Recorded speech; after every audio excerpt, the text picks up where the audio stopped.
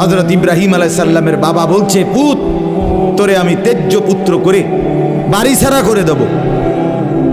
হযরত ইব্রাহিম আলাইহিস সালাম বলছে, আ'তাজিলুকুম ওয়া মা তাদউনা মিন দুনিল্লাহ। আব্বা আমি আপনারে ছেড়ে দিলাম, আপনি আমার কিতে ছাড়বে? আপনি বাইর জায়গা দিতেন না, কিতে আমি আইলাম না আপনার বাইর। আমার ঈমান দরকার, আমার আখিরাত দরকার। আমি বন দিয়ে কিতে করব? আমি সোফা দিয়ে করবো নাকি? আমি বিল্ডিং দিয়ে করবো কি?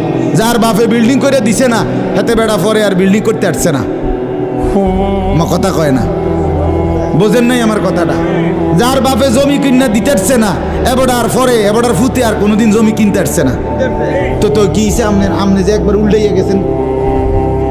হ্যাঁ, আরে ফুত, আমি যদি কদ্দুর কিছু করে দিয়ে যেতাম না পারি, আমি মরলে তারা খাইবো কেমনে? না তারা চিরা খাইবো। আর পরে আপনি 2 বস্তা চিরা কিনে দিয়ে যাই, আপনি মরলে আর কেউ দুনিয়াত কাম করতো না, আপনি একটা কামিলা মরতে আছেন শেষ। এটা ধোকার কথা না, বলেন না কেন? তো হযরত ইব্রাহিম আলাইহিস সালাম বলছে, আব্বা আপনাকে ছেড়ে দিলাম। ওমা তাদউনা মিন দুনিল্লাহ, আল্লাহকে বাদ দিয়ে যে আপনি যাকে ডাকেন, সেই মূর্তি আল্লাহকে বাদ দিয়ে যেগুলোকে আপনি ডাকেন, বাপ আমি এগুলোকেও ছেড়ে দিলাম। এবার ইব্রাহিম নবী বললেন, ওয়া আদউ রাব্বি, আমি শুধু কেবল আমার রব আল্লাহকে ডাক দিলাম। গোটা দুনিয়া ছেড়ে দিলাম বাপ, সংসারও ছেড়ে দিলাম বাপ, আপনি মা বাবার মায়াও ছেড়ে দিলাম, আমি শুধু আমার আল্লাহকেই ডাকলাম। আসা আল্লাহ আকুনা বিদুআই রাব্বি শাকিয়া। এবার ইব্রাহিম নবী বলেন, আব্বা আমি বিশ্বাস করি আমার ওই এক আল্লাহকে ডেকে কেউ কোনোদিন বঞ্চিত হয় না। মখলুককে ডেকে হেরে যায়, নেতা ভুলে যায়, কর্মীও ভুলে যায়, মা বাপ অনেক সময় রাগ করে, মা বাপ অনেক সময় ভুলে যায়, সন্তানও মা বাপকে ভুলে যায়, সবখানে হইতে পারে এমন, কিন্তু আমার আল্লাহকে ডেকে কেউ এমন হয় না যে বঞ্চিত হয়। আল্লাহকে বান্দা যখন জমিন থেকে ডাক দেয় আল্লাহ রব্বুল আলামিন সাথে সাথে বলে, লাব্বাইক ইয়া আবদি, আমার বান্দা আমি হাজির, বল না বান্দা কি দরকার। বান্দা আবার বলে আল্লাহ, আল্লাহ আবার বলে লাব্বাইক, আছি তো বলো না। বান্দা বলে সুবহানাল্লাহ, আল্লাহ বলে শুনছি তো বান্দা, বলো না কি চাও বান্দা। বান্দা আবার বলে আলহামদুলিল্লাহ, আল্লাহ বলে বলো না কি চাচ্ছ বলো। আল্লাহু আকবার বলে, আবারও বলছি কি চাচ্ছ বলো না, আমি তো শুনতেছি, আমি তো আছি বান্দা।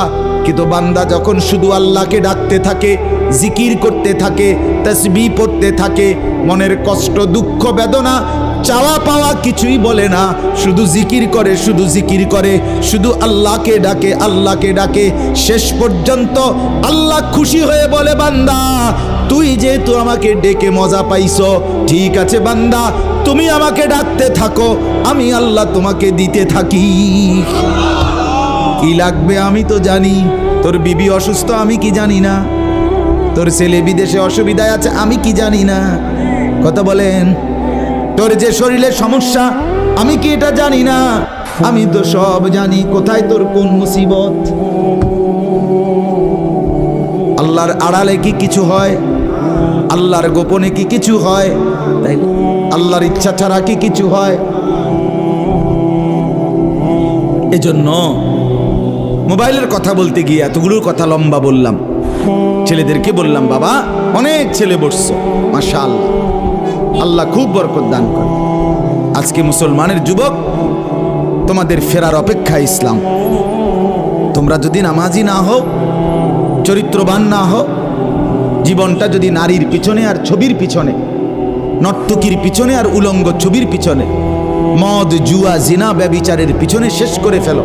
এই চোখের দৃষ্টি, এই নজর, এই চোখের দৃষ্টি, এটা যদি নষ্ট করে ফেলো, গুনাহ দেখতে দেখতে, নাপাক ছবি দেখতে দেখতে তো তোমরা নিজের জীবনই ভালো বাঁচবা কেমনে, ইসলামের জন্যই লড়বা কেমনে? আর মুসলমানের যুবক যদি হেরে যায়, মুসলমানের যুবক যদি পড়ে যায়, তো দ্বীনের জন্য জানবাজি রাখবে কে? এই বুড়ারা, 60 বছর 70 বছরের বুড়া, এবারে আর দৌড়তে পারবো? এবারে দোয়া না করবো? কথা বলেন না কেন? মুরব্বীরা কি করবে? কলিজা ছিঁড়ে দোয়া করবে। অতএব আমি আপনাদের কাছে এতক্ষণের কথার মূল একটা উদ্দেশ্য, আমি দুইটা আয়াত পড়ছি, এই আয়াতের আঙ্গিকে কথাটা বলার জন্য বলছি। আজকে আমরা গুনার মধ্যে সবচেয়ে বেশি, বহুভাবেই আমাদের মধ্যে গুনাহ আছে, বাকি এই নজরের গুনাহ আমাদের সবচেয়ে বেশি। কিসের গুনাহ বলেন না? নজরের। আমাদের চোখ নিয়ন্ত্রণ হারা, বাঁধন হারা। আমাদের যুব সমাজ, ছেলে মেয়ে, তাদের পুরাটা চোখ তারা মোবাইলকে দিয়ে দিছে। ওই যে আগে যে শুনছি যে স্বেচ্ছায় চক্ষুদান করত, কথা বুঝছেন না কথা? হ্যাঁ, মরণোত্তর চক্ষুদান। এই মরণোত্তর চক্ষুদান না, জীবিত চক্ষুদান। ওই দেখেন, ওই দেখেন, ইয়া দেখো, ওই মোবাইল কার হাতে? এতে সাইজ হলো ট্যাবলেট সাইজ, তার থেকে তার মোবাইল বড়। যেই অপদার্থ তার হাতেই মোবাইল দিছে, ওই সবচেয়ে বড় অপদার্থ। ওইটা একেবারেই অপদার্থ। সে যদি ভাই হয় তো ভাই অপদার্থ, বাপ যদি হয় ওইটা অপদার্থ বাপ। এই সন্তান নষ্ট করার সবচেয়ে বড় দায়ী আপন গার্জিয়ান। মা বেডি 2 বছরের বাচ্চাটারে বড় মোবাইলটা দিয়ে দিছে, তুই টিপ এটা, তুই তাবু ডিস্টার্ব করিস না, আমি সাইজ দিয়ে আছি ড্রেসিং টেবিলে, এবুডি পাউডার ডলে, হেতে মোবাইল টিপ। কথা বুঝেন নাই? ও বেডি হিন্দি সিরিয়াল দেখে টেলিভিশনে, হ্যাঁ, হিন্দি সিরিয়াল দেখে, ইন্ডিয়ান সিরিয়াল দেখে। কি দেখে? মনোযোগ দিয়ে দেখে। হিন্দি সিরিয়ালের সবগুলোর মূল বৈশিষ্ট্য হলো স্বামী স্ত্রীর ঝগড়া, শাশুড়ির থেকে জামাইরে কেমনে আলাদা করতে হবে, দেবর ননদের কেমনে স্বামীর থেকে বিচ্ছিন্ন করতে হবে, মানে সংসার কিভাবে তছনছ করবে। এটা হলো ওই বেঈমানদের সবচেয়ে বড় ষড়যন্ত্র। সবগুলোর বৈশিষ্ট্য এটা। মহিলারা এইটা দেখা বিবাহের পরে 6 মাসও একসাথে আর থাকতে চায় না। 6 মাসও না। বেডির সিদ্ধান্ত, মরিয়ার বাসি তে বেড়ারে তার বাপ মার থেকে আলাদা করুন। জীবনের সাধনা এটা। হায় হায়, লানত, অভিশাপ ওই নারীর প্রতি, যে নারী তুমি বেটি তোমার একটু সুখের জন্য স্বামী বেচারাকে আলগা করে লাইলা। তুমি তো কিছুক্ষণের সুখ হয়তো পাইবা, কিন্তু এই স্বামী মা বাবার নাফরমানির কারণে এই ছেলেটা তারে তো চিরদিনের জন্য জাহান্নামী বানাই দিল। মা বাপ যদি কষ্ট পায়, আহাজারি করে, মা বাপের কলিজার মধ্যে যদি ব্যথা লাগে, তো এই সন্তান জাহান্নামী হবে না? বলে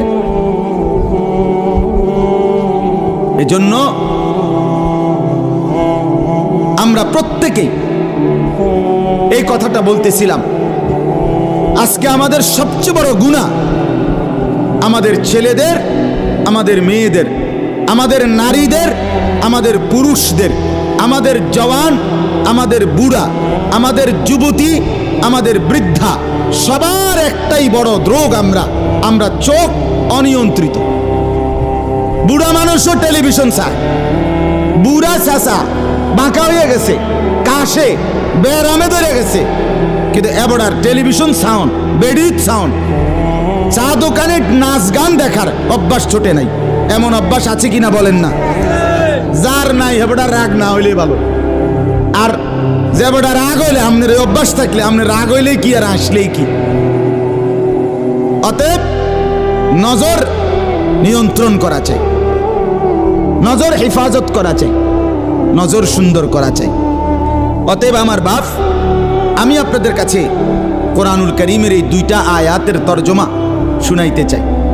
এটা পুরুষদের জন্য, নারীদের জন্য, উভয়টা। একজন মুসলিম পুরুষ, তার ব্যাপারেও আল্লাহর হুকুম, একজন মুসলিম নারী তার ব্যাপারেও আল্লাহর হুকুম। উভয়কে আল্লাহ তাআলা বলছে চরিত্রের হেফাজতের জন্য সবচেয়ে প্রথম শর্ত, 1 নাম্বার দৃষ্টি হেফাজত।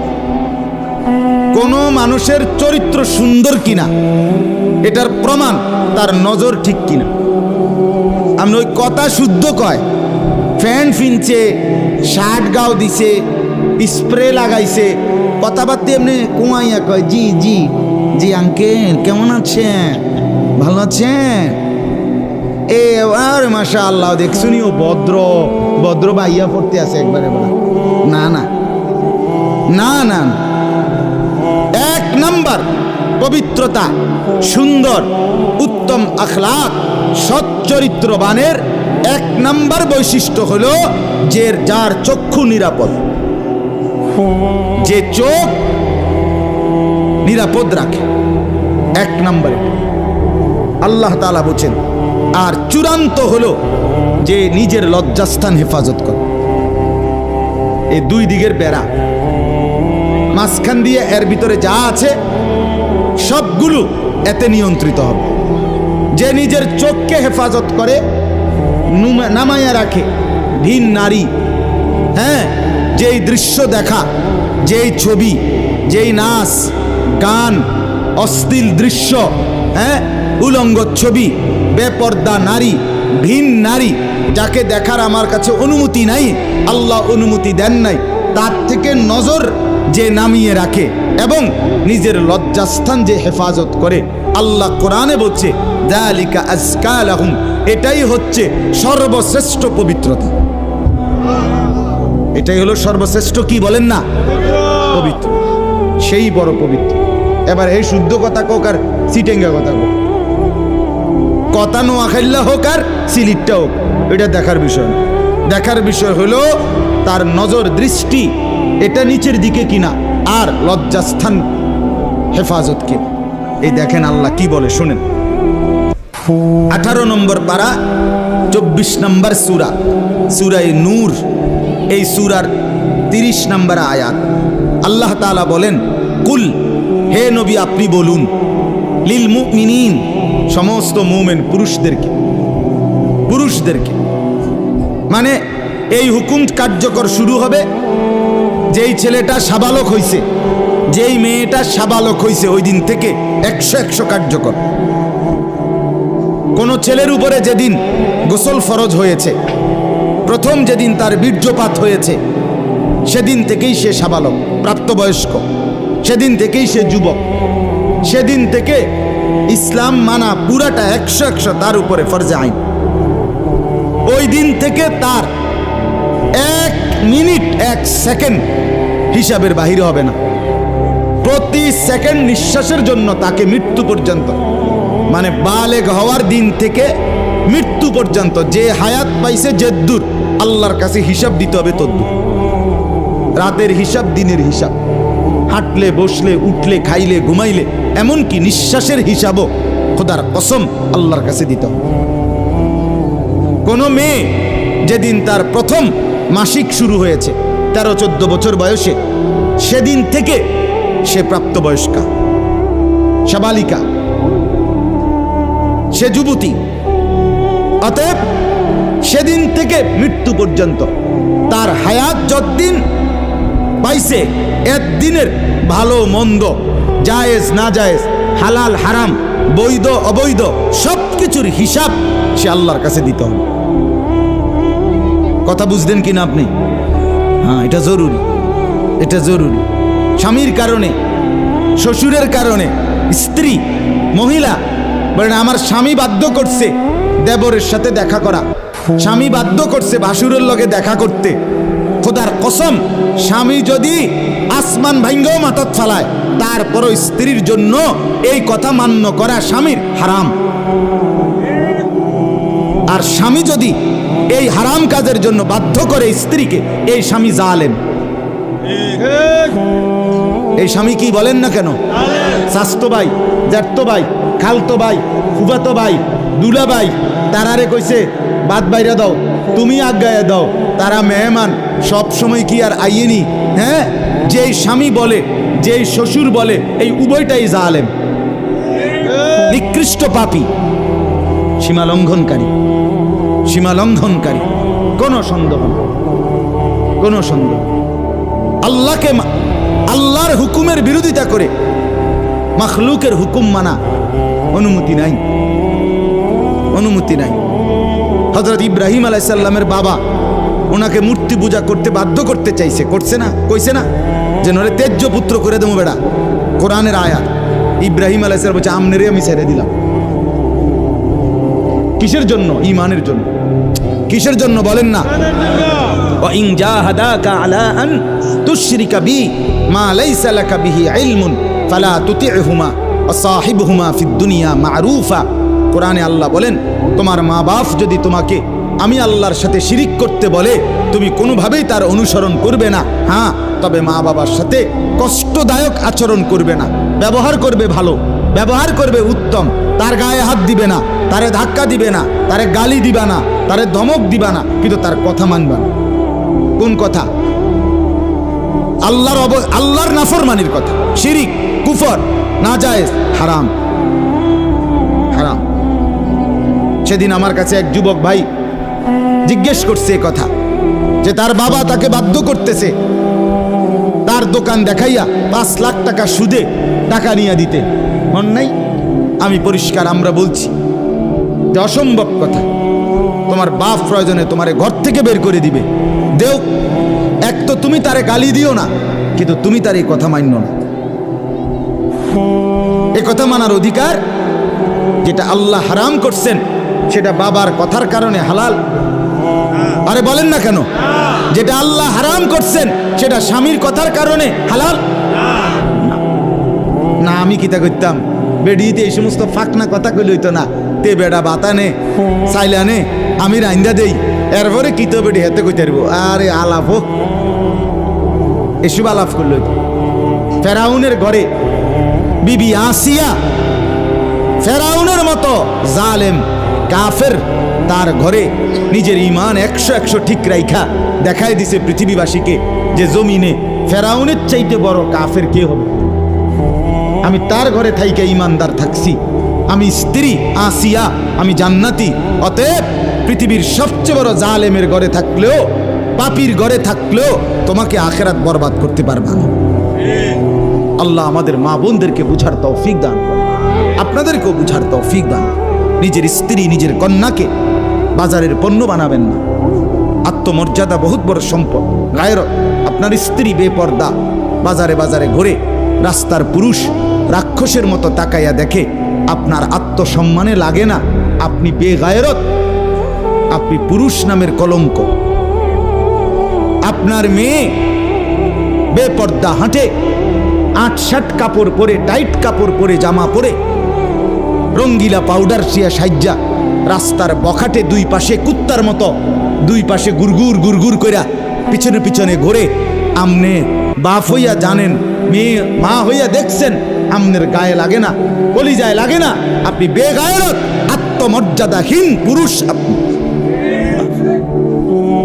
আমি সেদিন নিজে দেখছি, আমার কলিজা ছিঁড়ে গেছে। আমি নিজে দেখছি, ওই দেবিদ্যার রাস্তা দিয়ে আসতেছি, বাজারের মধ্যে জ্যাম। হঠাৎ আমার নজর জানালা দিয়ে বাহিরে দেখলাম একটা স্কুল পড়ুয়া মেয়ে। মেয়েটা আপনার স্বাভাবিকভাবে জড়সড় হয়েই হাইটা যাইতেছে সামনে দিয়া। ঠিক মেয়েটার এক হাত পিছনে একটা ছেলে আপনার এই বড় মোবাইল দিয়া, মেয়েটা হাঁটতেছে মেয়ের মতো। এই জানোয়ারে পিছন থেকে ভিডিও করতে করতে মেয়ের যাইতেছে পিছনে। আমার মন চাইছে জানালা খুলে বলি, বোন তোর পিছনে কুত্তা লাগছে, তোর পিছনে কি লাগছে? কুত্তা লাগছে, তুই তোরে কুত্তা থেকে বাঁচা। বলেন মুসলমান এত নিকৃষ্ট হয় কিভাবে?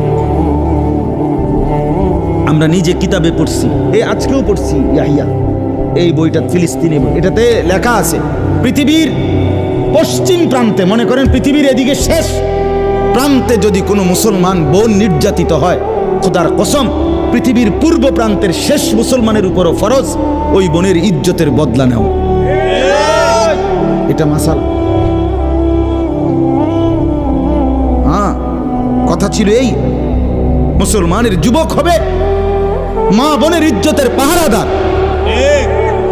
আহা, কোথায় সেই মোহাম্মদ বিন কাসেম, 17 বৎসরের যুবক, আরব থেকে, আরব জাহান থেকে আসছে ভারতে, সিন্ধু প্রদেশে দেবল রাজার এলাকায় একজন বোনকে একজন ডাকাত, জলদস্যু,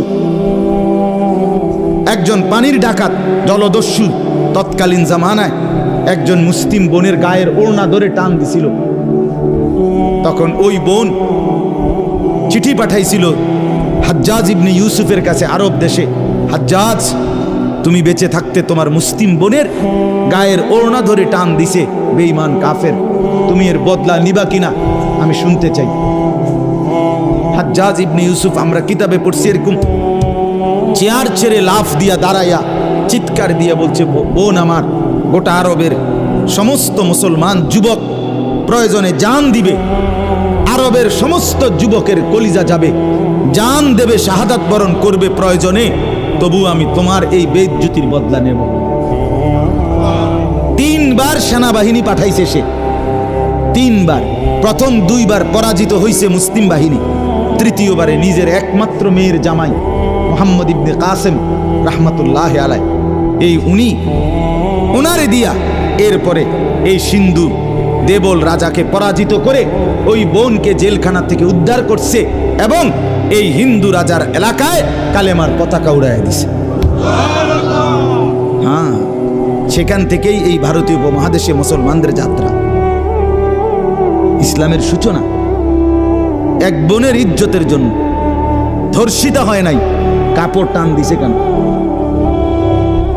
খলিফা মুতাসিম বিল্লাহ, এক ইহুদি খলিফা মুতাসিম বিল্লাহ, মুসলমানদের একজন খলিফার নাম উমাইয়া খলিফা, ওনার আমলে একজন মহিলা ইহুদিদের এলাকায় গেছিল, বাজারে পর্দানসীন বোরখাওয়ালা নারী, ওই ইহুদি, দুষ্ট এক ইহুদি ওই মহিলার পিছন দিক দিয়া, বোরকার পিছনে কৌশলে পিছন দিক দিয়া গোপনে এমন এক রশি টান দিস বাঁধছে। রশি বাঁধ দেওয়ার কারণে মহিলা যখন সামনের দিকে আগাইছে তখন এই রশির টান লাগাতে মহিলার বোরকা উঠে গেছে উপরের দিকে সামান্য, উনি পড়ে গেছে। এই মহিলা ওই বাজারে চিৎকার দিয়া বলছে, ওয়া মুতাসিমা, হায় মুতাসিম তুমি কই, তোমার মুসলিম বোনকে বেইজ্জতি করছে। সাথে সাথে খলিফা মুতাসিম বিল্লাহ পুরা বাহিনী নিয়ে আইসা ওই ইহুদি অঞ্চল পুরা জ্বালায় ফেলছে। কথা ছিল এই, বা কথা ছিল এই, রক্ত আর আমাদের গায়রত আর আমাদের হারিয়ে ফেলেছি। পরের মেয়ে দেখতে দেখতে, পরের নারী দেখতে দেখতে, টেলিভিশন দেখতে দেখতে, নিজের বিবি বাচ্চারও লাগাই দিছেন, নিজের ঘরে টেলিভিশন চাইতো, নিজেও বইয়া বইয়া চা দোয়ানে বেড়ি চান, টেলিভিশন চান, ফুতেও সারা রাত সারা দিন সমবয়সী ফুলানের লগে হাইটটা মোবাইলে ছবি চায়, তো সমাজ গড়বে কে? পরিবার নিরাপদ থাকবে কেমনে? কথা বলেন না কেন? বুড়ারাও চা দোয়ানে, বেড়ি তো ঘরের টেলিভিশনে, ফুলা ফাইনে মোবাইলের আড্ডায়, তো মানুষ চরিত্রবান হবে কিভাবে? কমপক্ষে মুরব্বিগত লজ্জাবোধ থাকা উচিত। আমার যে মাথাতে ধরে না, মানে দাড়িওয়ালা 60 বছরের বুড়া বেড়া কেমনে বেড়িয়ে চায় চা দোয়ানে বই? আমার একারে বহুদিন ভাই, আমি এটা অনেকদিন চিন্তা করে চাইছি, এটার কারণটা কি? আরে এরকম বুড়া বেড়া কি লেগে বেড়িয়ে চাই? আমনের কি জীবনটা আজ এতটা বছর পরেও এখনো আমনের আখেরাতের কথা মনে পড়ে নাই? আরে কি ডাকাই তো আমনে মরতেন না? আয় হায় আল্লাহ, একটা সমাজের মধ্যে কিছু মানুষ তো থাকা উচিত। আরে বলেন না, 2, 4, 10, 50 জন মানুষ তো একটা সমাজে থাকা উচিত, যারা সবাইকে চরিত্রের কথা, আখলাকের কথা, নামাজের কথা, আল্লাহর কথা, পরকালের কথা বলবে। এটা কি উচিত না? কথা বলেন, উচিত না? কিছু মানুষ উচিত। কই মানুষগুলো কই? বলেন না চাচা, ওই মানুষগুলো কই? চেয়ারম্যান ভাই বলেন, কই মানুষগুলো? আচ্ছা চেয়ারম্যান আপনি কোন ভাই? আমি তো এতক্ষণ খেয়াল করি নাই। আরিফ ভাই আমাদেরও খুব কলিজার টুকরা, মহব্বতের আমার। তো সামনে বলেন, একজন চেয়ারম্যানকে বলতে বলেন মাইক দিয়ে, এখন এক সপ্তাহ এক মাসে এই নারী গঠিত কেলেঙ্কারির কি পরিমাণ বিচার তারা করত। আমি অসংখ্য চেয়ারম্যানের সাথে কথা বলছি, প্রায় বলে হুজুর সমাজটা খাইয়া লাইছে। এই যে বলতেছে এটাই বেশি চরিত্রহীনতার সয়লাভ। আহারে নারী, বেচারা স্বামী 16 বছর বিদেশ করছে, হায় রে কলজা ফাটা তার কষ্ট। কি পরিমাণ রোদ্রে টাকা রোজগার করছে, কয়টা টাকা। আমি তো সৌদি আরবে যে কয়বার আল্লাহ নেওয়ার তৌফিক দিছে, হজ উমরায় গেছি অন্য কোনো কারণে না, প্রতিবারই দেখছি বাফ আহারে প্রবাসীদের কষ্ট কাকে বলে। প্রখর রোদ। এই শুধু তর্জমাটা শুনেন, 5 মিনিটে শেষ হয়ে যাবে তর্জমা।